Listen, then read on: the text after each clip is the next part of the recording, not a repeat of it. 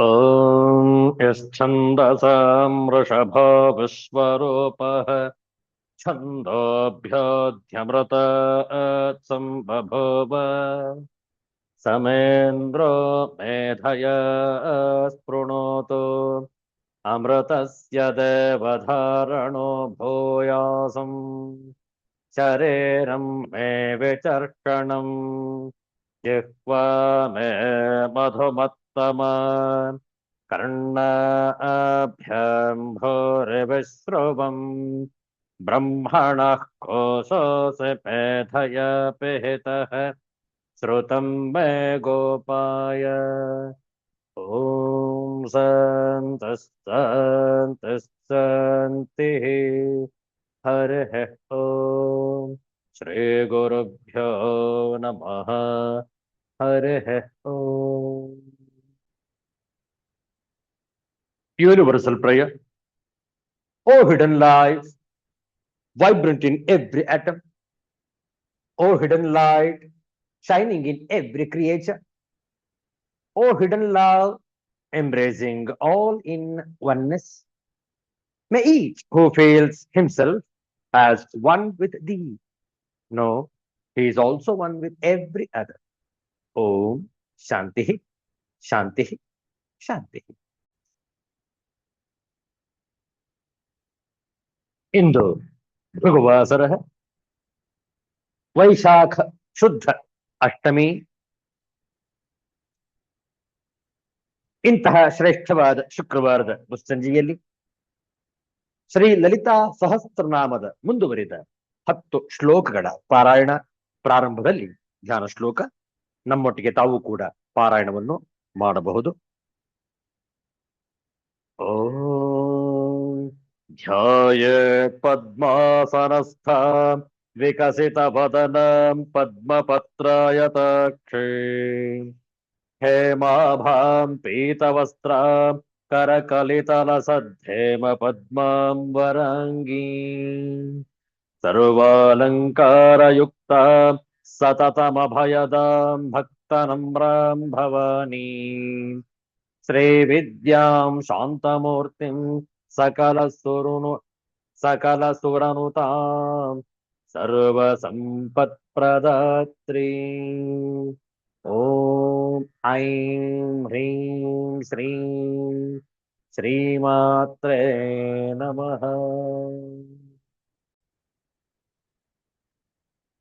निजसल्लापमाधुर्यविनिर्भर्सितकच्छपि मन्दस्मितप्रभापूरमज्जत्कामेशमानसा अनाकलितसादृश्यचुबुकश्रेविराजिता कामेशबद्धमाङ्गल्यसूत्रशोभितकन्धर कनकाङ्गदकेयूरकमनीयभुजान्वित रत्नग्रैवेयचिन्ताकलोलमुक्ता फलान्वित कामेश्वरप्रेमरत्नमणिप्रतिपणस्तनी नाभ्यालवालरोमालिलता फलकुचद्वयी लक्ष्यरोमलताधारतासमुन्नेयमध्यमा स्तनभारदलन्मध्यपट्टबन्धवलित्रय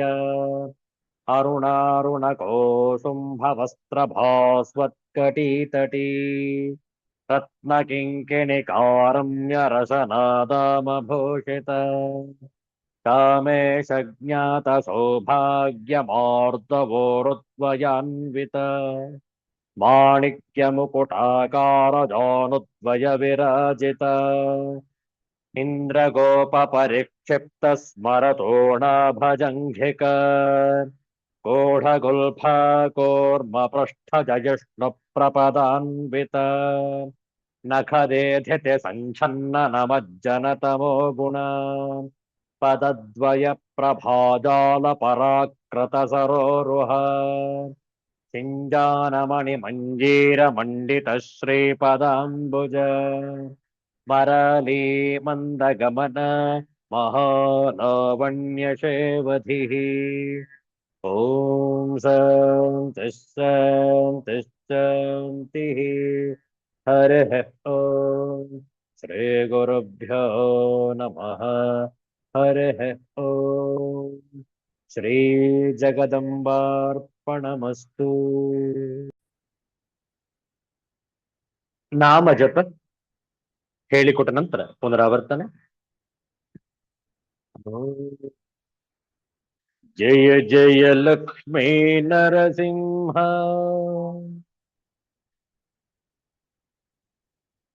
ವಜ್ರಸ್ತಂಭಜ ನರಸಿಂಹ, ಜಯ ಜಯ ಲಕ್ಷ್ಮೀ ನರಸಿಂಹ, ವಜ್ರಸ್ತಂಭಜ ನರಸಿಂಹ, ಜಯ ಜಯ ಲಕ್ಷ್ಮೀ ನರಸಿಂಹ, ವಜ್ರಸ್ತಂಭಜ ನರಸಿಂಹ, ಜಯ ಜಯ ಲಕ್ಷ್ಮೀ ನರಸಿಂಹ, ವಜ್ರಸ್ತಂಭಜ ನರಸಿಂಹ, ಜಯ ಜಯ ಲಕ್ಷ್ಮೀ ನರಸಿಂಹ, ವಜ್ರಸ್ತಂಭಜ ನರಸಿಂಹ, ವಜ್ರಸ್ತಂಭಜ ನರಸಿಂಹ, ವಜ್ರಸ್ತಂಭಜ ನರಸಿಂಹ.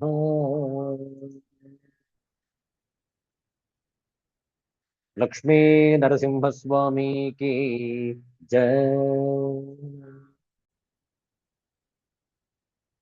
ದೇವಿ ಭಜನೆ ಹೇಳಿಕೊಟ್ಟ ನಂತರ ಪುನರಾವರ್ತನೆ.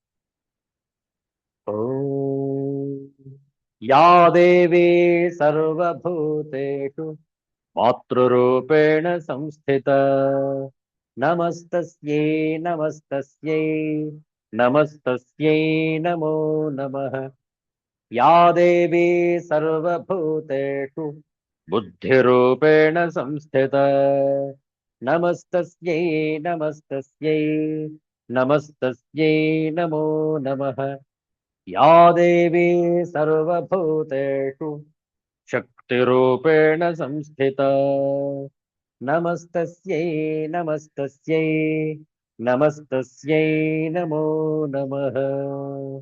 नमस्तस्यै नमो नमः. जय जय मा मा मा मा.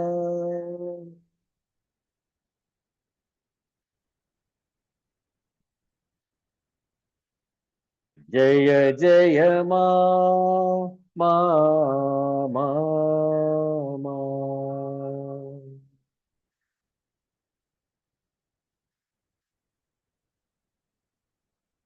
जय जय मा मा मा मा.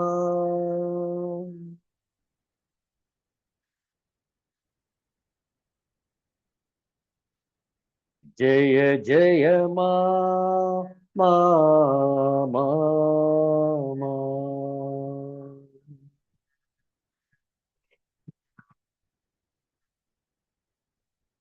आनंदमयी मा मा.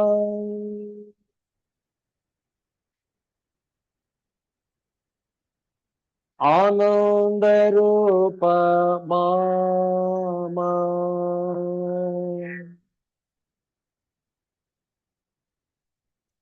आनंदमयी मा मा.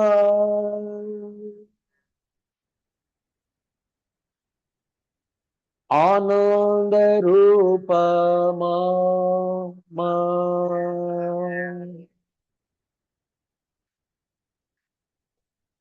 जय जय मा मा मा मा.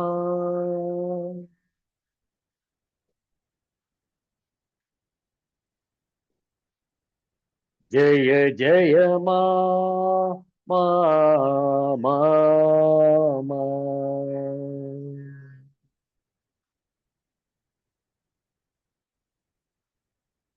ವಾತ್ಸಲ್ಯಮಯಿ ಮಾ ಮಾ.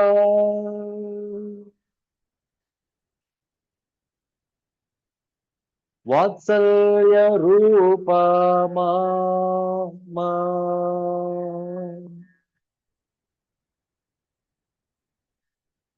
ವಾತ್ಸಲ್ಯಮಯಿ ಮಾ ಮಾ.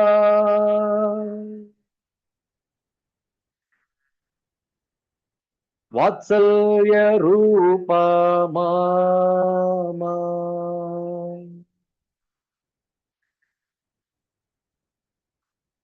ಜಯ ಜಯ ಮಾ ಮಾ ಮಾ ಮಾ.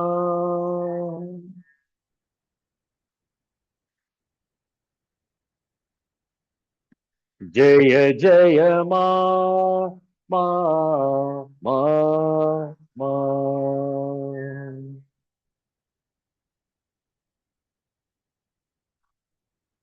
ಮಾ ಮಾ ಮಾ ಮಾ.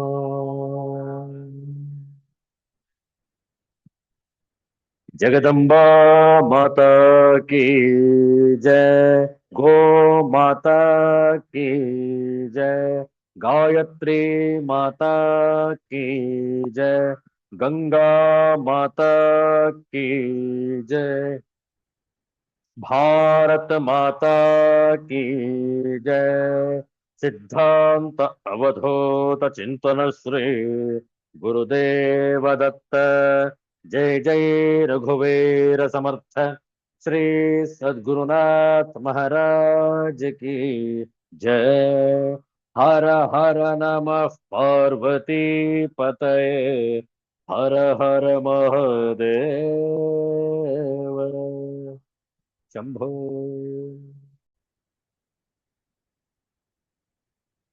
ವಿವೇಕ ಚೂಡಾಮಣಿಯ ವಿಚಾರ ಮಾಡಿದ ಕೊನೆಯ ಕೆಲವು ಶ್ಲೋಕಗಳ ಪಾರಾಯಣ ಹೇಳಿಕೊಟ್ಟ ನಂತರ ಪುನರಾವರ್ತನೆ. ಓಂ ಸರ್ವ ವೇದಾಂತ ಸಿದ್ಧಾಂತ ಗೋಚರಂ ತಮ ಗೋಚರಂ ಗೋವಿಂದಂ ಪರಮಾನಂದಂ ಸದ್ಗುರುಂ ಪ್ರಣತೋಸ್ಮ್ಯಹಂ. ಶ್ರೀ ಗುರುಂ ಪ್ರಣತೋಸ್ಮ್ಯಹಂ.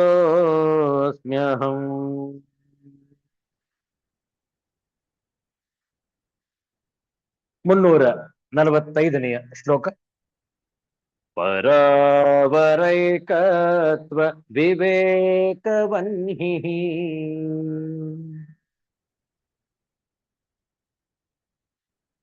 ದಹತ್ಯ ವಿದ್ಯಾ ಗಹನಂ ಹ್ಯಶೇಷಂ.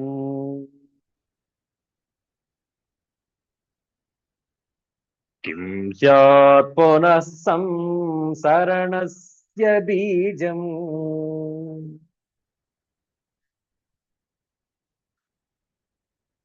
ಅದ್ವೈತ ಭಾವಂ ಸಮುಪೇಯುಷೋಸ್ಯ.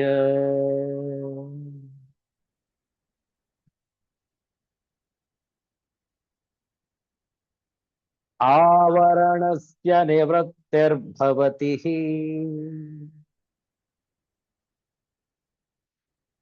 ಸಮ್ಯಕ್ ಪದಾರ್ಥ ದರ್ಶನತಃ.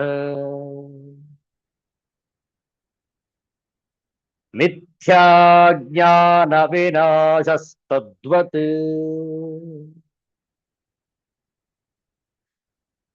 ವಿಕ್ಷೇಪ ಜನಿತ ದುಃಖ ನಿವೃತ್ತಿ.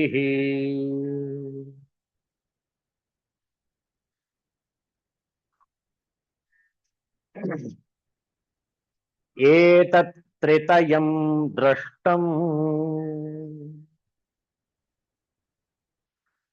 ಸಮ್ಯಗ್ ರಜ್ಜು ಸ್ವರೂಪ ವಿಜ್ಞಾನಾತ್.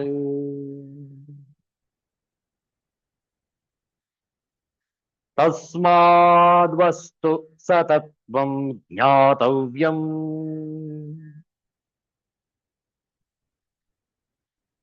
बन्धमुक्तये विदुष।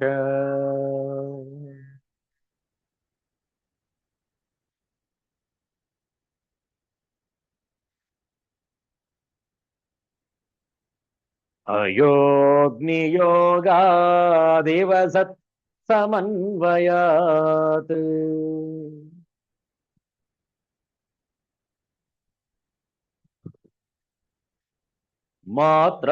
मात्रादिरूपेण विजृम्भते धीः।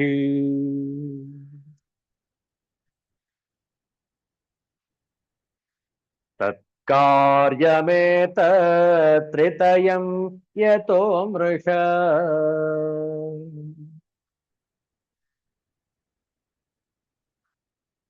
दृष्टं भ्रमस्वप्न मनोरथेषु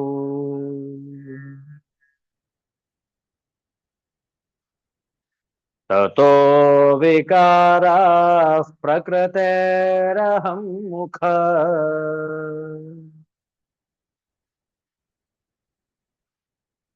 देहावसान विषयाश्च सर्वे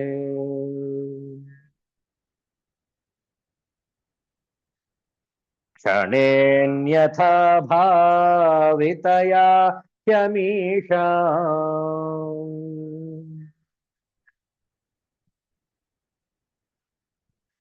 असत्वमात्मा तु कदापि नान्यथा।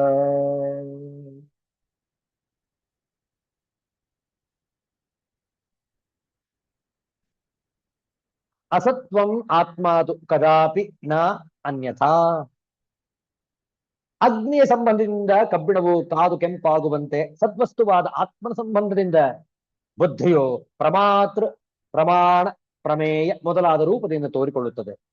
ಹೇಗೆ ಬುದ್ಧಿಯ ಕಾರ್ಯವಾದ ಈ ಪ್ರಮಾತೃವೇ ಮೊದಲಾದ ತ್ರಿತಯವು ಭ್ರಾಂತಿ ಸ್ವಪ್ನ ಮನೋರಥ ಇವುಗಳಲ್ಲಿ ಹುಸಿಯಾಗಿರುತ್ತದೆಯೋ ಹಾಗೆಯೇ ಅಹಂಕಾರದಿಂದ ಪ್ರಾರಂಭಿಸಿ ದೇಹದವರೆಗಿನ ಪ್ರಕೃತಿಯ ವಿಕಾರಗಳೂ ಸಮಸ್ತ ವಿಷಯಗಳೂ ಪ್ರತಿಕ್ಷಣವೂ ಬೇರೆಯಾಗಿ ಪರಿಣಮಿಸುತ್ತಿರುವುದರಿಂದ ಮಿಥ್ಯೆಯಾಗಿರುವುವು.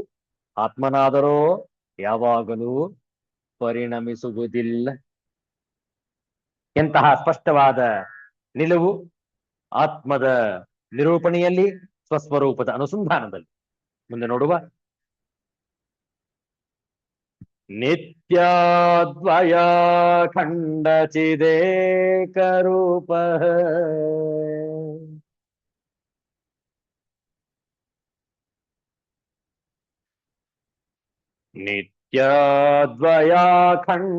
नित्याद्वयाखण्डचिदेक रूपः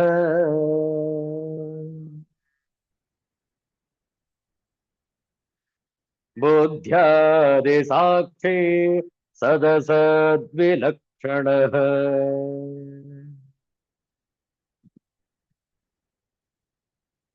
अहं पदप्रत्ययलक्षितार्थः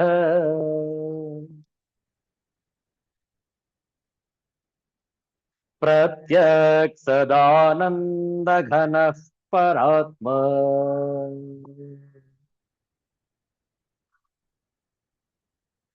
नित्याद्वयाखण्ड चिदेकरूपः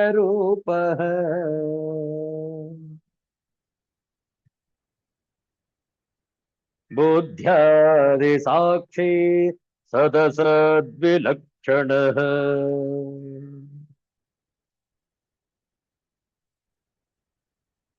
अहं पदप्रत्ययलक्षितार्थः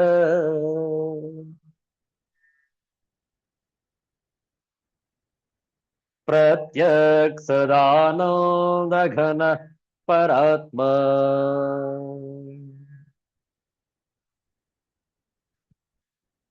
जो अहम पद की प्रतीति से लक्षित होता है वह नित्य आनंद घन परमात्मा तो सदा ही अद्वितीय अखंड चैतन्य स्वरूप बुद्धि आदि का साक्षी सत असत से भिन्न और प्रत्यक्ष अंतरतम है। The Paramatman is ever of the nature of eternal, indivisible knowledge, one without a second, the witness of Buddhi and the rest, distinct from the real and unreal. The implied meaning of the term and idea I, the embodiment of inward eternal bliss. What's the meaning of the implied meaning? Divesting it of its accidental conditions of time and circumstances. Paratma, Paramatmano, ನಿತ್ಯ ಅದ್ವಯ ಅಖಂಡ ಚಿದೇಕ ರೂಪ ನಿತ್ಯನು ಅದ್ವಯನು ಅಖಂಡನು ಚಿದ್ರೂಪನು ಬುದ್ಧಿಯಾದಿ ಸಾಕ್ಷಿ ಬುದ್ಧಿ ಮೊದಲಾದವುಗಳಿಗೆ ಸಾಕ್ಷಿಯು ಸತ್ ಅಸತ್ ವಿಲಕ್ಷಣ ಸ್ಥೂಲ ಸೂಕ್ಷ್ಮಗಳಿಗಿಂತ ವಿಲಕ್ಷಣನು ಅಹಂಪದ ಪ್ರತ್ಯಯ ಲಕ್ಷಿತಾರ್ಥ ಅಹಂಪದ ಅಹಂ ಪ್ರತ್ಯಯ ಇವುಗಳಿಂದ ಲಕ್ಷಿತನಾದವನು ಪ್ರತ್ಯಕ್ ಸ್ವರೂಪನು ಸದಾನಂದಘನನು ಆಗಿರುತ್ತಾನೆ.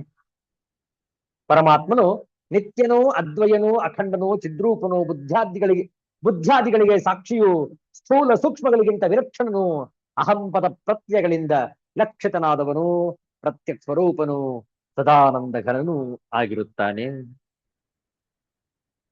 ವಿಚಾರ ಮಾಡಿ ಪರಮಾತ್ಮನ ಲಕ್ಷಣಗಳನ್ನು ತಿಳಿದುಕೊಂಡು ಆ ಅವ್ಯಾಕೃತವಾದಂತಹ ಮನಸ್ಸಿಗೂ ಬುದ್ಧಿಗೂ ನಿಲುಕದಂತಹ ಸ್ಥಿತಿಯನ್ನು ಕೆಲವು ಶಬ್ದಗಳಿಂದ ಜೋಡಿಸಿಕೊಂಡು ಆ ಅದ್ವಿತೀಯನಾದ ಪರಬ್ರಹ್ಮನನ್ನು ಅರಿತುಕೊಳ್ಳುವಂತಹ ಪ್ರಯತ್ನ ಪದಗಳಿಂದ ನಡೆಯುತ್ತಿದೆ. ಎಟರ್ನಲ್ ನಿತ್ಯನು ಅಂದ್ರೇನು? ಆದಿ ಇಲ್ಲ, ಅಂತ್ಯವಿಲ್ಲ. ಅದ್ವಯ, ಯಾವುದೇ ರೀತಿಯಾದಂತಹ ಎರಡು ದ್ವಂದ್ವಗಳಿಲ್ಲ, ಎರಡು ಅನ್ನುವಂಥದ್ದಿಲ್ಲ, ದ್ವಿತೀಯತ್ವ ಇರುವುದಿಲ್ಲ. ಅಖಂಡ, ಯಾವುದೇ ರೀತಿಯಾದಂತಹ ಖಂಡತ್ವವಿಲ್ಲ. ಈ ರೀತಿಯಲ್ಲಿ ಏಕರೂಪ ಚೈತನ್ಯ ಸ್ವರೂಪನಾಗಿ ಎಲ್ಲದರಲ್ಲೂ ಇರುವಂತಹ ಅದ್ವಿತೀಯನಾದ ಆನಂದಘನನನ್ನು ನಾವು ಅರಿತುಕೊಳ್ಳತಕ್ಕದ್ದು. ಮುಂದಿನ ವಿಚಾರ ನೋಡಿ. ಇತ್ತಂ ವಿಪಶ್ಚೇತ್ ಸದಸದ್ವಿಭಜ್ಯ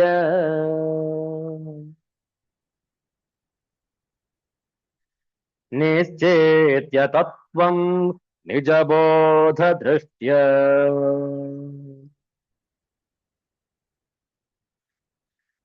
ಜ್ಞಾತ್ವಾ ಸ್ವಮಾತ್ಮಾನಮಖಂಡಬೋಧಂ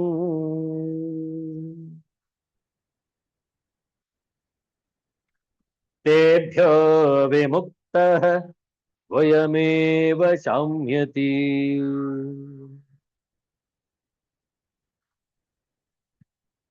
ಇತ್ತಂ ವಿಪಶ್ಚೇತ್ ಸದಸದ್ವಿಭಜ್ಯ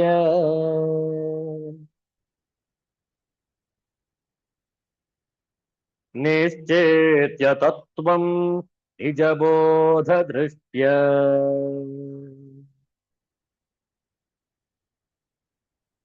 ಜ್ಞಾತ್ವಾ ಸ್ವಮಾತ್ಮಾನಮಖಂಡಬೋಧಂ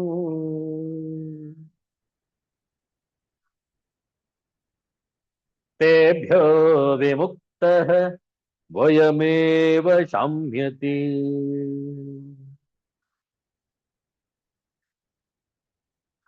विद्वान पुरुष इस प्रकार सत और असत का विभाग करके अपनी ज्ञान दृष्टि से तत्व का निश्चय करके और अखंड बोध स्वरूप आत्मा को जानकर असत पदार्थों से मुक्त होकर स्वयं ही शांत हो जाता है.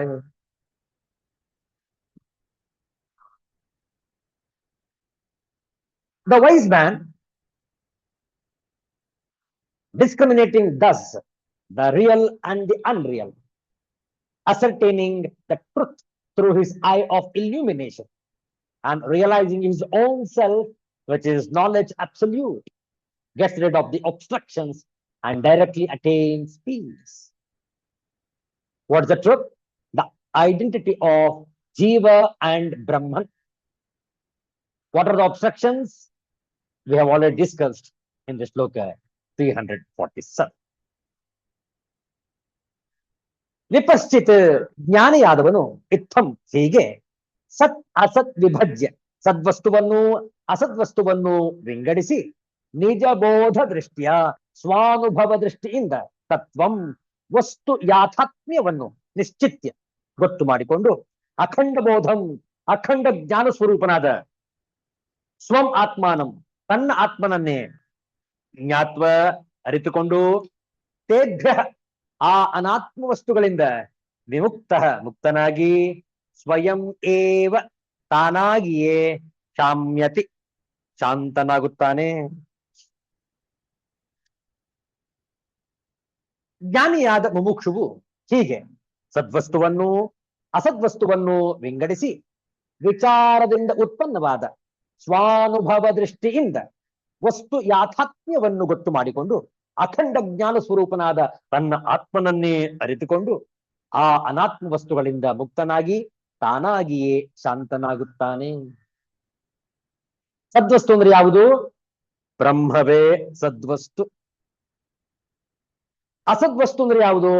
ಅವಿದ್ಯೆ ಮತ್ತು ಅದರ ಕಾರ್ಯಗಳು.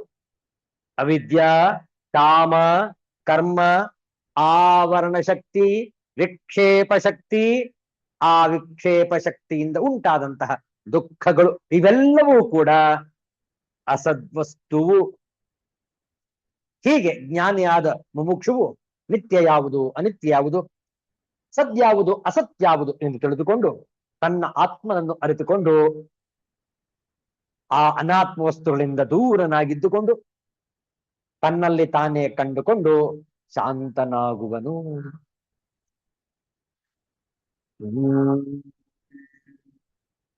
ಜಟ್ಟಿ ಕಾಳಗದಿಗೆಲ್ಲದೊಡೆ ಗರಡಿಯ ಸಾಮು ಪಟ್ಟು ವರಸೆಗಳೆಲ್ಲ ವಿಫಲವೆನ್ನುವೆ. ಮುಟ್ಟಿ ನೋಡವನ ಮೈ ಕಟ್ಟು ಕಬ್ಬಿಣ ಗಟ್ಟಿ ಗಟ್ಟಿತನ ಗರಡಿ ಫಲ ಮಂಕುತಿಮ್ಮ. ಗಟ್ಟಿತನ ಗರಡಿ ಫಲ ಮಂಕುತಿಮ್ಮ. ಮಂಕುತಿಮ್ಮ ಮಂಕುತಿಮ್ಮ. ಜಟ್ಟಿ ಅಂದ್ರೆ ಮಲ್ಲ, ಪೈಲ್ವಾನ್. ಸಾಮು ತರಬೇತಿ, ವ್ಯಾಯಾಮ. ಪಟ್ಟು ಅಂದ್ರೆ ಕಾಳಗದ ಒಂದು ಚತುರತೆ, ಮುಷ್ಟಿ ಕಾಳಗದಲ್ಲಿರುವಂತಹ ಒಂದು ಚತುರತೆ ಪಟ್ಟು. ಇಲ್ಲಿ ಗುಡ್ಡಪ್ಪನವರು ಬಹಳ ಸುಂದರವಾದಂತಹ ಉದಾಹರಣೆಯನ್ನು ಕೊಟ್ಟು ಒಂದು ಸಂದೇಶವನ್ನು ಕೊಡ್ತಾ ಇದ್ದಾರೆ ನೋಡಿ. ಜಟ್ಟಿಯಾದವನು ಮಲ್ಲ ಯುದ್ಧದಲ್ಲಿ ಸೋತರೆ ಅವನು ಮಲ್ಲನಾಗುವ ತನಕ ಮಾಡಿದ ಸಾಮು ಮತ್ತು ಅಭ್ಯಾಸಗಳು ಮತ್ತು ಕಲಿತ ಪಟ್ಟು ವರಸೆಗಳೆಲ್ಲ ವ್ಯರ್ಥವೆನ್ನುತ್ತೀಯೇನು? ಅವನು ಸೋತಿದ್ದರೂ ಅವನನ್ನು ಒಮ್ಮೆ ಮುಟ್ಟಿ ನೋಡು, ಅವನ ಮೈ ಕಬ್ಬಿಣದಂತೆ ಗಟ್ಟಿಯಾಗಿರುತ್ತದೆ. ಅವನಿಗೆ ಆ ಗಟ್ಟಿತನ ಬಂದದ್ದು ಆ ಗರಡಿಯ ಸಾಮು ಮತ್ತು ವ್ಯಾಯಾಮದಿಂದ ಅಲ್ಲವೇ? ಹಾಗಾಗಿ ಸೋಲು ಗೆಲುವಲ್ಲ, ಗಟ್ಟಿತನವೇ ಗರಡಿಯ ಸಾಮಿನ ಮತ್ತು ಅಭ್ಯಾಸದ ಫಲ ಎಂದು ಒಂದು ಉಪಮೆಯ ಮೂಲಕ ನಾವು ಬದುಕಿನಲ್ಲಿ ಸೋಲಬಹುದು ಅಥವಾ ಗೆಲ್ಲಬಹುದು. ಆದರೆ ನಾವು ಪಕ್ವವಾಗುವುದೇ ನಮ್ಮ ಜೀವನದ ಫಲ ಎಂದು ಹೇಳುತ್ತಾರೆ ಮಾನ್ಯ ಗುಂಡಪ್ಪನವರು ಈ ಮುಕ್ತಕದಲ್ಲಿ. ಅತ್ಯಂತ ಸುಂದರವಾದಂತಹ ಉದಾಹರಣೆ. If a wrestler loses a fight, can you say that all his practice of bodybuilding and wrestling moves in a gym are all waste? Touch his body and see. It is as hard as iron. That physique is what the gym made him to be and is worth all the effort. Mankotima. ಜಟ್ಟಿ ಕಾಳಗದಿಗೆಲ್ಲದೊಡೆ ಗರಡಿಯ ಸಾವು ಪಟ್ಟು ವರಸೆಗಳೆಲ್ಲ ವಿಫಲವೆನ್ನುವೆಯೇ. ಮುಟ್ಟಿ ನೋಡವನ ಮೈ ಕಟ್ಟು ಕಬ್ಬಿಣ ಗಟ್ಟಿ ಗಟ್ಟಿತನ ಗರಡಿ ಫಲ ಮಂಕುತಿಮ್ಮ. ಗಟ್ಟಿತನ ಗರಡಿ ಫಲ ಮಂಕುತಿಮ್ಮ. ಮಂಕುತಿಮ್ಮ. ಮಂಕುತಿಮ್ಮ. ಬದುಕೇ ಒಂದು ಮಲ್ಲ ಯುದ್ಧದಂತೆ. ನಾವೆಲ್ಲ ಜಟ್ಟಿಗಳು. ನಾವು ಕಲಿತ ವರಸೆ ಪಟ್ಟುಗಳ ವಿದ್ಯೆಯನ್ನೆಲ್ಲ ಅನೇಕ ರೀತಿಯಲ್ಲಿ ಉಪಯೋಗಿಸಿ ಹೋರಾಡಬೇಕು. ಕೆಲವರಿಗೆ ಶಕ್ತಿ ಹೆಚ್ಚು, ಕೆಲವರಿಗೆ ಕಡಿಮೆ, ಕೆಲವರಿಗೆ ತಾಳ್ಮೆ ಹೆಚ್ಚು, ಕೆಲವರಿಗೆ ಅತಿ ಆತುರ, ಕೆಲವರಿಗೆ ಅತಿ ಉತ್ಸುಕತೆ, ಮತ್ತೆ ಕೆಲವರಿಗೆ ನಿರುತ್ಸಾಹ. ಇಂತಹ ಮಿಶ್ರ ಭಾವಗಳಿಂದ ಜಗತ್ತಿನ ಎಲ್ಲ ಪ್ರಾಣಿಗಳು ಸಹ ಜಟ್ಟಿಗಳ ರೀತಿ ಹೋರಾಡುತ್ತಲೇ ಇರುತ್ತವೆ. ಹೋರಾಡಲೇಬೇಕು, ಬೇರೆ ದಾರಿಯೇ ಇಲ್ಲ. ಆದರೆ ಹೋರಾಡುವಾಗ ಸಂತೋಷದಿಂದ ಹೋರಾಡುವುದು ಹೇಗೆ ಎಂದು ಕಲಿಯುವುದೇ ಬದುಕಿನ ಸಾಮು. ಈ ಜಗತ್ತೆಂಬ ಗರಡಿಯಲ್ಲಿ ನಾವು ಸೋತರೂ ಜಟ್ಟಿಯಂತೆ ಗಟ್ಟಿಯಾಗಿರುವುದು ಹೇಗೆ ಎಂದು ಕಲಿಯಬೇಕು. ಏಕೆಂದರೆ ಗಟ್ಟಿತನವನ್ನು ರೂಢಿಸಿಕೊಳ್ಳುವುದೇ ಬದುಕೆಂಬ ಗರಡಿಯಲ್ಲಿನ ಸಾಮಿನ ಫಲ. ಬದುಕಿನಲ್ಲಿ ಸೋಲು ಗೆಲುವುಗಳು ಕೇವಲ ಜಗತ್ತಿಗೆ ತೋರಲು ಅಷ್ಟೇ. ಅಂತರಂಗದಲ್ಲಿ ಸೋಲೂ ಇಲ್ಲ, ಗೆಲುವೂ ಇಲ್ಲ. ಸೋಲು ಗೆಲುವಿನ ಭಾವದಿಂದ ಮೇಲೆದ್ದು ಗಟ್ಟಿಯಾಗಿ ಜಟ್ಟಿಯಂತೆ ನಿಲ್ಲುವುದೇ ಬದುಕಿನಲ್ಲಿನ ಸಾರ್ಥಕತೆ. ಬದುಕಿನ ಹೋರಾಟದಲ್ಲಿ ನಾವು ಎಷ್ಟೋ ಪೆಟ್ಟು ತಿನ್ನುತ್ತೇವೆ. ಮತ್ತೊಬ್ಬರನ್ನು ಸೋಲಿಸಿದೆ ಎಂದು ಬೀಗುತ್ತೇವೆ, ಬೀಳುತ್ತೇವೆ, ಮತ್ತೆ ಏಳುತ್ತೇವೆ. ಹೀಗೆ ಬಿದ್ದು ಏಳುವಾಗ, ಗೆದ್ದು ಸೋಲುವಾಗ, ನಕ್ಕು ಕಣ್ಣೀರಿಡುವಾಗ ಬದುಕಿನ ಎಲ್ಲ ಬವಣೆಯನ್ನು ಅನುಭವಿಸಿದಾದ ಮೇಲೆ ಅರಿವು ಮೂಡಬೇಕು. ಈ ಎಲ್ಲ ಹೋರಾಟದ ನಿರುಪಯೋಗದ ಅರಿವು ಮೂಡಬೇಕು. ಕಷ್ಟ ಸುಖಗಳಿಂದ ವಿಚಲಿತನಾಗದೆ ದೃಢವಾಗಿ ನಿಲ್ಲುವಂತಹ ಅರಿವು ಮೂಡಬೇಕು. ಆ ಅರಿವೇ ಬದುಕಿನ ಗರಡಿಯ ಸಾಮಿನ ಫಲ. ಸೋಲು ಗೆಲುವುಗಳ, ಕಷ್ಟ ಸುಖಗಳ, ನೋವು ನಲಿವುಗಳ, ಪ್ರೀತಿ ಪ್ರೇಮಗಳ, ರಾಗ ದ್ವೇಷಗಳ ಭಾವನೆಗಳಿಂದ ವಿಚಲಿತರಾಗದೆ ಗಟ್ಟಿಯಾಗಿ ನಿಲ್ಲುವುದೇ ಬದುಕಿನ ಸಾರ್ಥಕ್ಯದ ಸಂಕೇತ. ಅಂತಹ ಸಾರ್ಥಕತೆಯನ್ನು ನಾವು ಪಡೆಯಬೇಕಾದರೆ ಒಳಗಿನಿಂದ ಪಕ್ವವಾಗಬೇಕು. ಆ ಪಕ್ವತೆ ನಮ್ಮನ್ನು ಮಲ್ಲ ಯುದ್ಧದ ಜಟ್ಟಿಯಂತೆ ಗಟ್ಟಿಯಾಗಿಸುತ್ತದೆ. ಅಂತಹ ಗಟ್ಟಿತನವನ್ನು ನಾವು ಪಡೆದುಕೊಳ್ಳುವ ಪ್ರಯತ್ನವನ್ನು ಮಾಡಬೇಕು. ಅತ್ಯಂತ ವಿಶಿಷ್ಟವಾದಂತಹ ವಿಚಾರ ಸನ್ಮಾನ್ಯ ಗುಡ್ಡಪ್ಪನವರು ಇಲ್ಲಿ ಮಂಡಿಸಿರುವರು. ಇಂತಹ ಶ್ರೇಷ್ಠವಾದಂತಹ ವಿಚಾರಗಳನ್ನು ಮಾಡುತ್ತಾ ಮನಸ್ಸನ್ನು ಶುದ್ಧವಾಗಿಟ್ಟುಕೊಂಡು ಆತ್ಮಸ್ವರೂಪದೆಡೆಗೆ ನಮ್ಮನ್ನು ನಾವೇ ಕರೆದುಕೊಂಡು ಹೋಗುವುದು ಅಧ್ಯಾತ್ಮದ ಸಾರ್ಥಕತೆ. ಜಗತ್ತಿನಲ್ಲಿ ಹೊರಗಡೆ ನೋಡುವುದು ಅತ್ಯಂತ ಸುಲಭ, ಆದರೆ ಅದೇ ಮನಸ್ಸನ್ನು ಒಳಗೆ ತಿರುಗಿಸುವುದು ಅತ್ಯಂತ ಕಷ್ಟಕರವಾದಂತಹ ಸಾಧನೆ. ಅಂತಹ ಕಷ್ಟ ಸಾಧ್ಯವಾದಂತಹ ಸಾಧನೆಗಳನ್ನು ಗುರುಗಳ ಅನುಗ್ರಹ ಮೂಲಕ, ಗುರುಗಳ ಕೃಪೆಯಿಂದ ನಾವು ಸಾಧಿಸಬಹುದು. ನಮ್ಮೆಲ್ಲರ ಪ್ರಯತ್ನವೂ ಈ ನಿಟ್ಟಿನಲ್ಲಿ ಸಾಗಲಿ ಎಂದು ಪ್ರಾರ್ಥನೆ. ಉಳಿದ ವಿಚಾರಗಳನ್ನು ಮುಂದಿನ ಶುಕ್ರವಾರ ಮುಂದುವರಿಸೋಣ. ಶಾಂತಿ ಮಂತ್ರ. ಓಂ ಸ್ವಸ್ತಿ ಪ್ರಜಾಭ್ಯಃ ಪರಿಪಾಲಯಂತಾಂ ನ್ಯಾಯೇನ ಮಾರ್ಗೇಣ ಮಹಿಂ ಮಹೇಶಾಃ. ಗೋಬ್ರಾಹ್ಮಣೇಭ್ಯಃ ಶುಭಮಸ್ತು ನಿತ್ಯಂ. ಲೋಕಾಃ ಸಮಸ್ತಾಃ ಸುಖಿನೋ ಭವಂತು. ಕಾಲೇ ವರ್ಷತು ಪರ್ಜನ್ಯಃ. ಪೃಥಿವೀ ಸಸ್ಯಶಾಲಿನಿ.